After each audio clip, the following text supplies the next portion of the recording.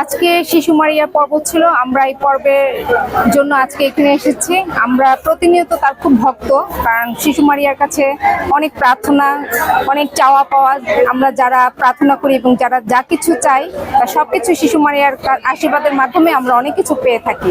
তাই আমাদের অনেক বিশ্বাস এবং আমাদের অনেক ভক্তি তার প্রতি। ঈশ্বর আমাদেরকে সেই সুযোগ দিয়েছে, সুস্থ সুন্দর একটা দিন দিয়েছে, এর জন্য আজকে আমরা এখানে আসতে পেরেছি। এবং শিশু মারিয়ার পর্ব উপলক্ষে আমরা সবাইকে প্রীতি ও শুভেচ্ছা জানাই।